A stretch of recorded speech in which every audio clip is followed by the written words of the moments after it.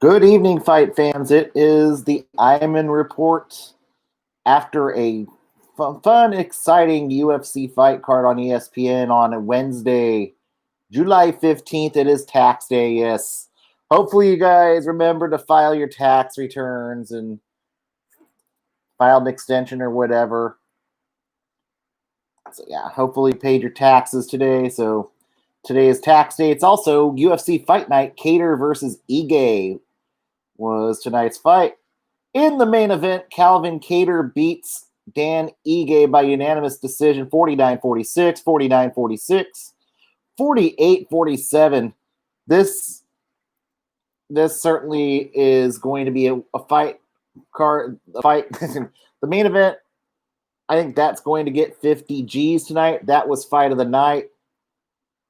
Dan Ige showed he is game in the top 10. Maybe not ready for the title, but Ige was game in a losing effort. Calvin Kattar maybe ready for the next step, which is likely going to net him a top 5 contender at this rate.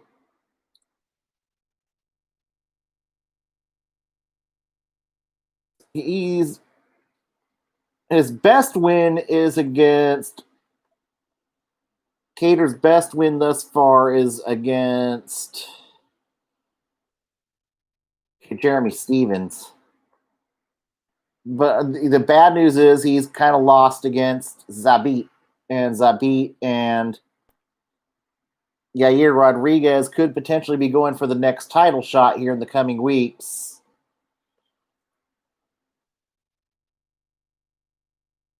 Zabit and Rodriguez, when do they fight each other? It's not even. Let's see what date it is, but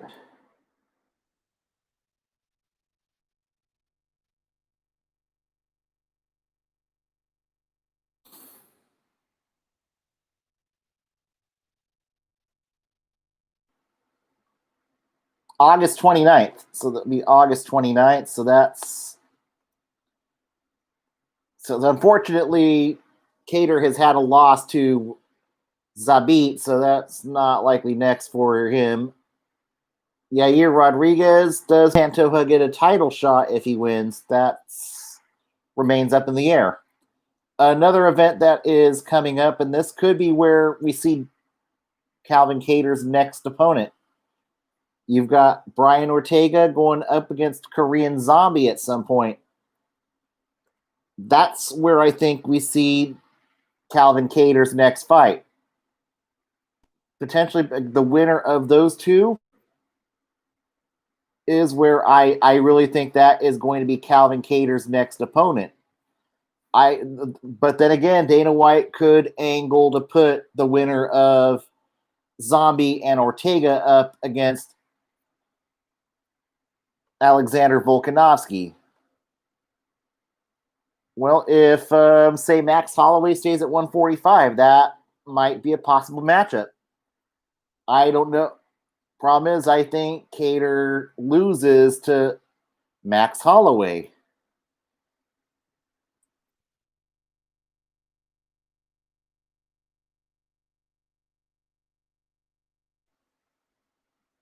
So right now, I'm gonna kind of angle.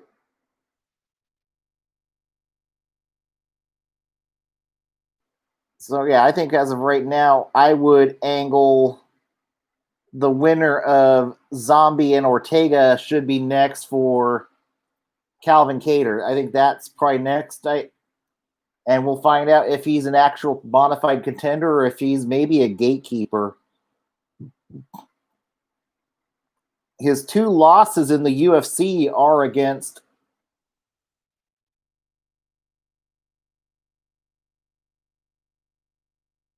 Renato Moicano and Zabit. So that's the good part, is we're going to find out what Kattar learned after fighting a big opponent. And no shame in Ige. He couldn't knock out Ige. That's one thing there. Dan Ige is certainly game, and he certainly looks like a top 10 contender.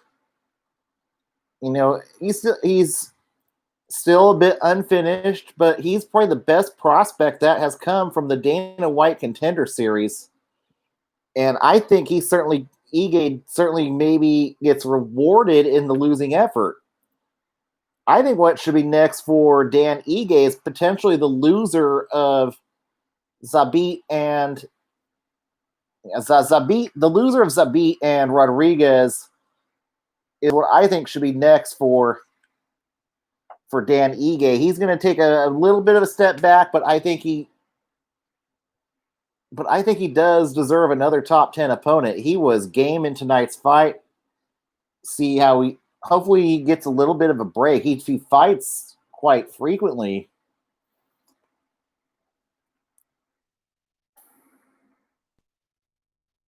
Ige, this is his third fight in 2020. He fought twice last year. Now, Ige's been a pretty busy fighter, and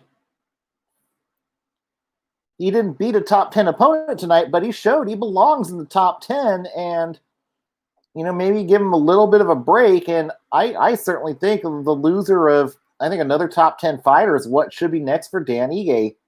He showed he's game enough to be a top 10 contender, given some improvement. So I think the two possibilities is you go with the loser of,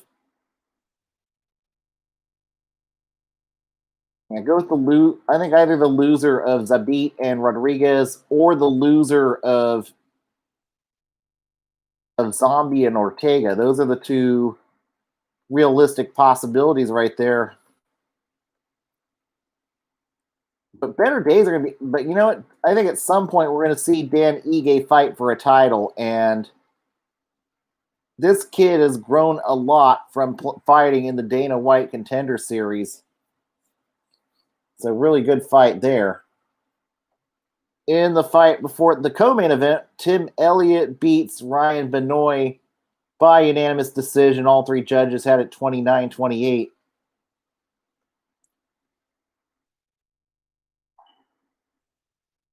And for Benoit,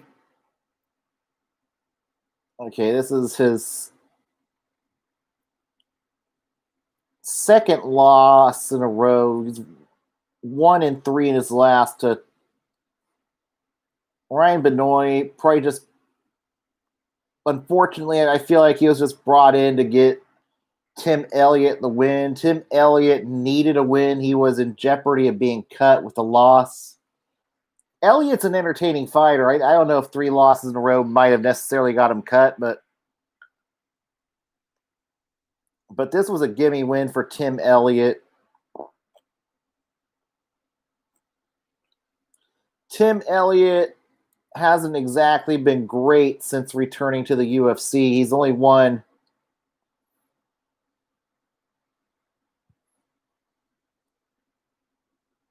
he's 3-5. 3-5 since returning to the UFC. So this was a much needed win for Tim Elliott. But I don't get why Elliott's even ranked at 3-5. That's maybe how shallow flyweight is as of right now. But I think flyweight is on the grow right now as they bring in more and more prospects. And I'll say this: I'm happy Dana White has stuck with keeping the 125 class open. We're going to have a very good rematch coming up on Saturday night between Davidson Figueiredo and Joseph Benavidez. Hopefully this time around Figueiredo can make weight.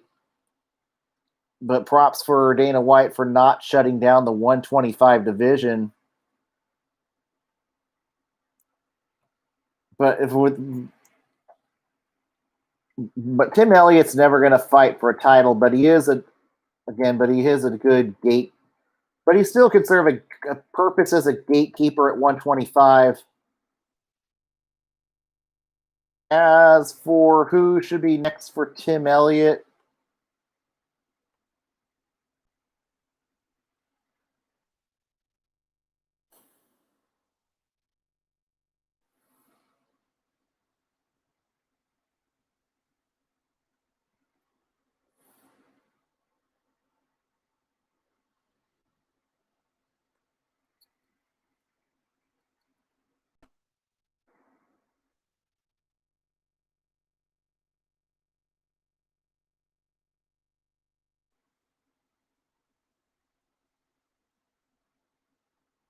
Yeah, he's ranked like 57 according to Fight Matrix, so that's what I usually go with for pairing fights.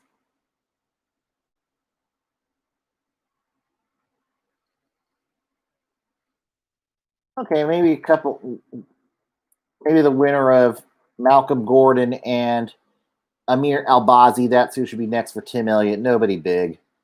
As for Ryan Benoit, I kind of think he's probably going to retire after this fight. I think he serves no purpose in the UFC. In the fight before that, Jimmy Rivera snaps a two-fight losing streak against Cody Stamann, 30-27, 30-27, 29-28. This was Jimmy Rivera's first fight at 145. I don't know if he's going to stick around at 145.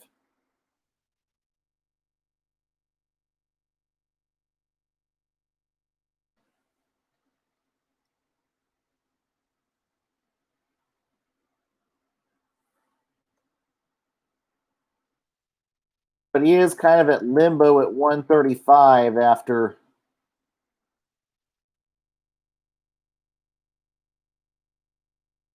losing to the top three fighters in the UFC bantamweight division. Unfortunately, he has losses to Sterling, Yan, and Moraes. So I don't think any of those fighters are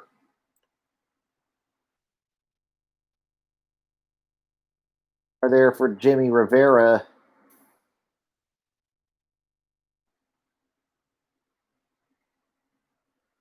But maybe Pedro Munhoz. That's right, he's got a fight against Frankie Edgar. But maybe the winner of Frankie Edgar and Pedro Munhoz is what should be next for Jimmy Rivera. I don't know if he's ever going to be a contender at 135 or 145. But honestly, he is probably more. I'm leaning more towards the notion that he's likely a gatekeeper at 135 at this point. As for Cody Stamann,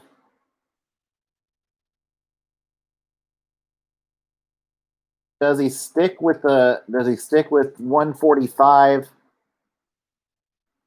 or does he go back to bantamweight?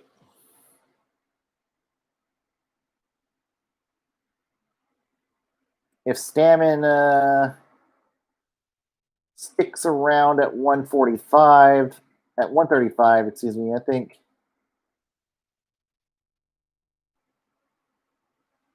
maybe he takes a fight with Merab Dvalishvili. I'm going to see what Fight Matrix will say.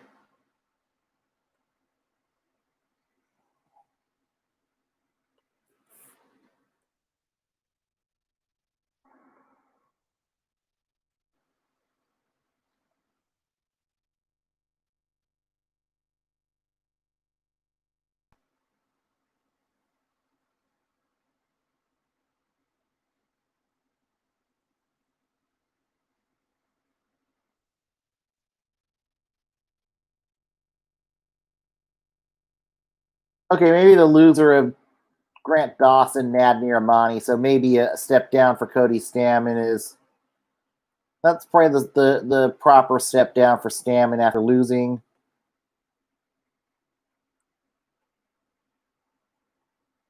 At women's flyweight tonight, Talia Santos beats Molly McCann 30-27. All three judges had that fight.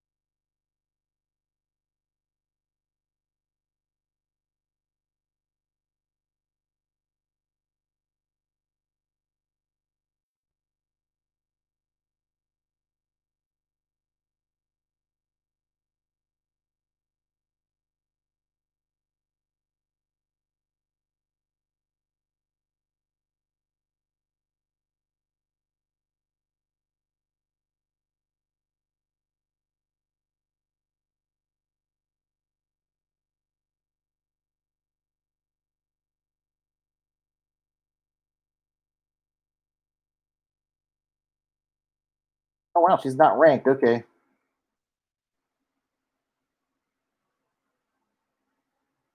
But for next, for Talia Santos,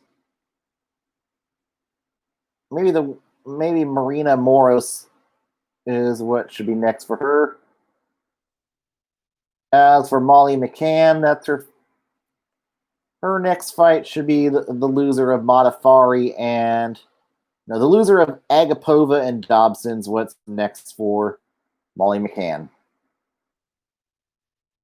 At catchweight at 174, as Abdul Razak Al Hassan misses weight by about 5 pounds.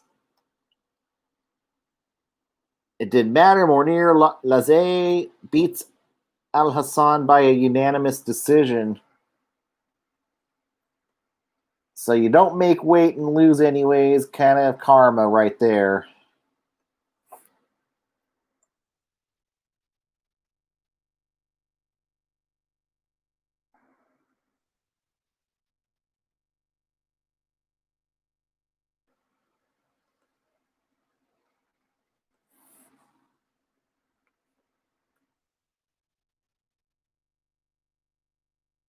And for Laze, this is his. I think this is his first. Yeah, this was his first fight in the UFC. So he makes Al Hassan pay for. So this was a.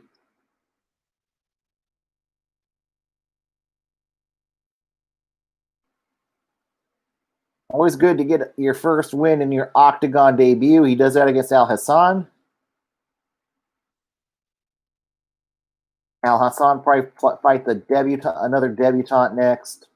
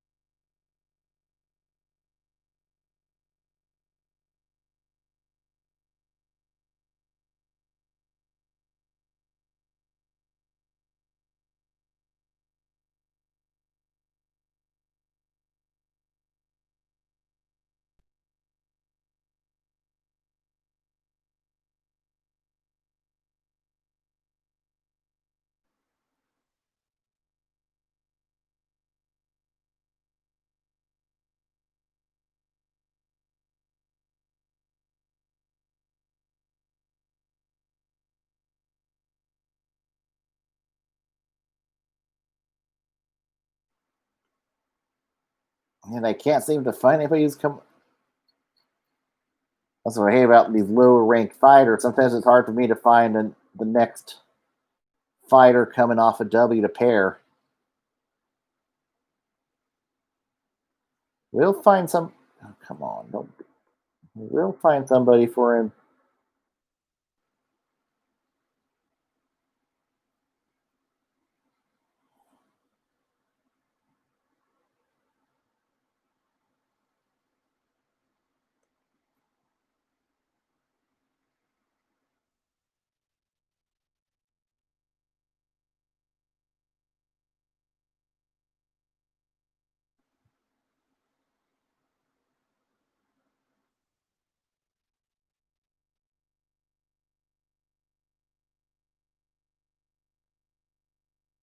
Well, I suppose you can put him up against Mickey Gall. That's what I'm probably go with. Probably go with Laze versus Mickey Gall.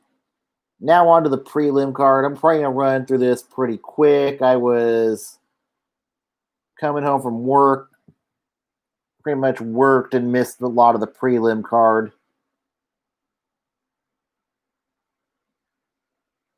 So the top one on the prelim card, Kamzat Shimiev beats John Phillips via submission.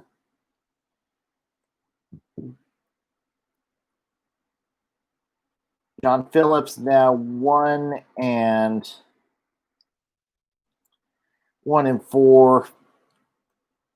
I don't know if he might get another fight. That remains to be seen there. See if I can find somebody for Shimaev.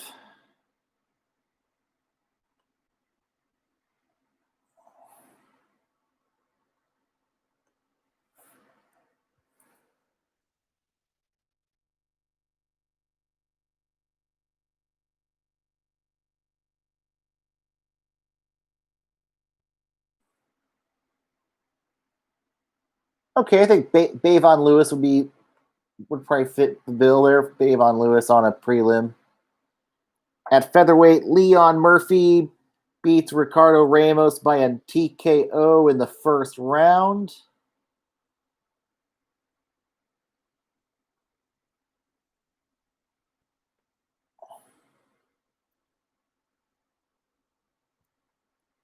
Lerone Murphy. I think this was his first fight in the UFC. This was a welcoming debut for Lerone Murphy. Gets the W in the.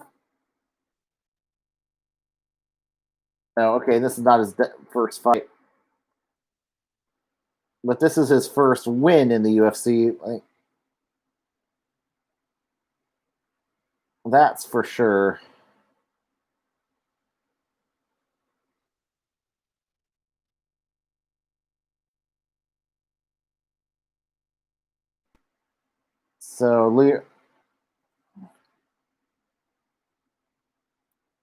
So I think likely for Lerone Murphy, he fights another up and coming prospect.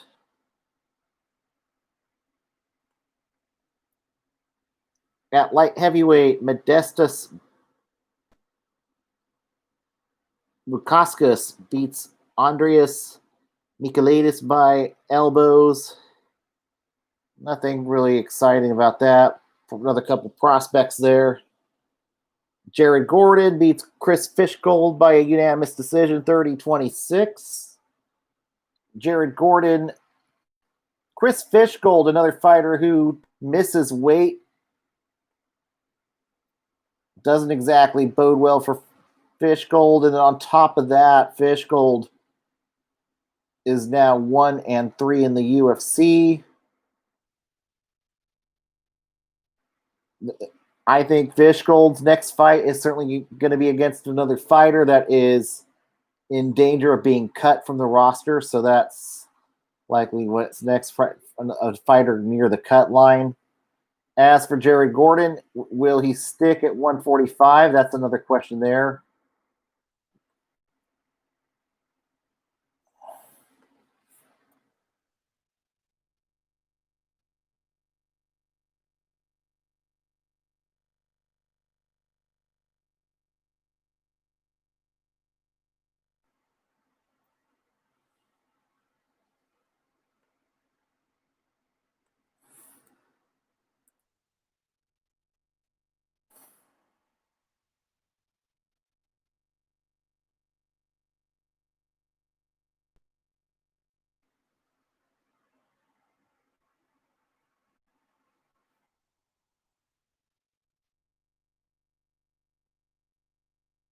So maybe the winner of Steve Garcia and Peter Britt. That's who I will go with for Jared Gordon. And then Lena Jajua beats Diana Babuta. Submission armbar. Jack Shore beats Aaron Phillips in the opener. Not really a lot of names that leaps out to me, prospects and stuff. And I wasn't. Unfortunately, I was mostly working or at Costco for the lower part, so I'm not really going to go in depth on.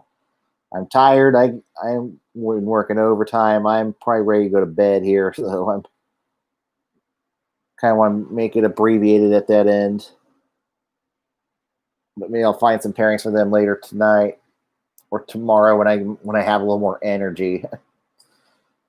But we'll be back with the Ironman Report tomorrow night. We'll be previewing the AFC South, previewing the Big Ten. Saturday night, we will be back after UFC Fight Night. Benavidez versus Figueiredo 2. and I'll have hopefully a bit more energy. And hopefully I'll be home. be working Saturday day. And I'll probably come on there after I catch up. I'll probably record it and then watch it, so it might be a little delayed. So we'll see how that works out Saturday night. But certainly, I Am in Report will be around. We got lots of UFC. We're going to be doing football. Be safe. Wear the mask. Let's get these restaurants. Let's help these. Best way to help get these businesses to reopen and stay open. Wear the mask until we have a vaccine, please. These businesses have suffered enough. Stay out of trouble. Just don't party. Stay home. Be safe. I will see you tomorrow night. Hopefully I'll have a bit more, won't be as tired. Good night, everybody.